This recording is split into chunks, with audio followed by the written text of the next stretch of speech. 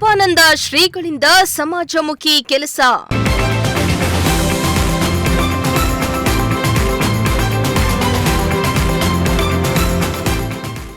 ರೋಗಿಗಳು ಹಾಗೂ ಸಂಬಂಧಿಕರಿಗೆ ನಿತ್ಯ ದಾಸೋಹ.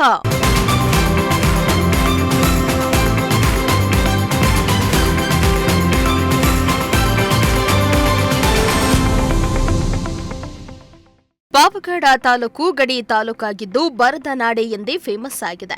ಇಂತಹ ಬರದ ನಾಡಲ್ಲಿ ರಾಮಕೃಷ್ಣ ಸೇವಾಶ್ರಮ ಸ್ಥಾಪನೆಯಿಂದ ಬಡವರು ಹಾಗೂ ನೊಂದವರಿಗೆ ತಮ್ಮ ಕೈಲಾದ ಸೇವೆಯನ್ನ ಮಾಡ್ತಿದ್ದಾರೆ. ಅದೆಷ್ಟೋ ಬೀದಿಗೆ ಬಿದ್ದ ಕುಟುಂಬಗಳಿಗೆ ಜಪಾನಂದ ಶ್ರೀ ಆಸರಿಯಾಗಿದ್ದಾರೆ. ಈಗ ಮತ್ತೊಂದು ಸೇವೆ ಮೂಲಕ ಬಡ ಜನರ ಪಾಲಿಗೆ ದೇವರಾಗಿದ್ದಾರೆ. ಹೌದು, ಪಾವಗಡದ ಆಸ್ಪತ್ರೆಗೆ ತಾಲೂಕಿನ ಹಾಗೂ ಆಂಧ್ರದ ಗಡಿಯಿಂದ ಚಿಕಿತ್ಸೆಗೆಂದು ಬರ್ತಾರೆ. ರೋಗಿಗಳು ಹಾಗೂ ರೋಗಿಗಳ ಜೊತೆ ಬರುವ ಸಂಬಂಧಿಕರು ಕುಟುಂಬಸ್ಥರಿಗೆ ನಿತ್ಯ ದಾಸೋಹಕ್ಕೆ ಮುಂದಾಗಿದ್ದಾರೆ. ದಾಸೋಹದ ಜೊತೆಗೆ ಕಣ್ಣಿನ ಶಸ್ತ್ರಚಿಕಿತ್ಸೆಗೆ ಬಂದಂತಹ ರೋಗಿಗಳ ದಾರಿ ದೀಪವಾಗಿದ್ದಾರೆ ಜಪಾನಂದ ಸ್ವಾಮೀಜಿ.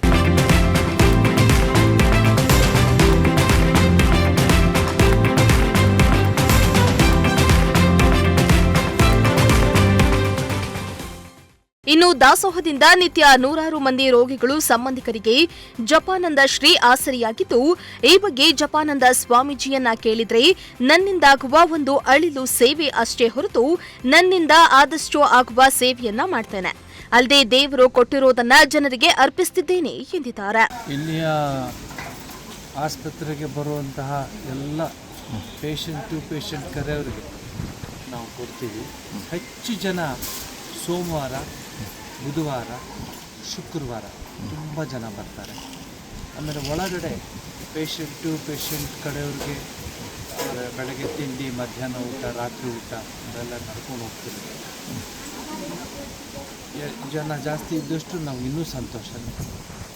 ಪ್ರಸಾದ ಕೊಡೋದು ಪ್ರತಿದಿನ ಇಷ್ಟೇ ಬರ್ತಾ ಅಂತ ನೀವು ಅಡಿಗೆ ಯಾವ ರೀತಿ ಅಂದರೆ ಸಿದ್ಧ ಮಾಡ್ತೀವಿ? 11:30-12 ಗಂಟೆದು ಒಂದು ರೌಂಡ್ ಹೋಗ್ತಾರೆ ನಮ್ಮ ಅಡಿಗೆಯವರು. ಆಮೇಲೆ ನಮ್ಮ ಮ್ಯಾನೇಜರ್ 300-400 ಒಳಗಡೆ ಪ್ರತಿದಿನ ಕೊಡ್ತೀವಿ. ಏನಂದ್ರು ಬಗ್ಬಾರ್ದು, ನಾನು ಆಸ್ಪತ್ರೆಯಲ್ಲಿ ಹೀಗೆ ಮಾಡಿಸೋದು ತಗೊಂಡ್ರೆ ಊಟ. ಒಟ್ನಲ್ಲಿ ಜಪಾನಂದ ಸ್ವಾಮೀಜಿಗಳ ಅಳಿಲು ಸೇವೆಯಿಂದ ಬಡವರು ಕೈಲಾಗದವರಿಗೆ ಸಹಾಯ ಆಗ್ತಾ ಇದ್ದು ಸ್ವಾಮೀಜಿ ಕೆಲಸವನ್ನ ಶ್ಲಾಘಿಸುತ್ತಿದ್ದಾರೆ. ಇಮ್ರಾನುಲ್ಲಾ, ಪ್ರಜಾಶಕ್ತಿ ಟಿವಿ, ಪಾವಗಡ.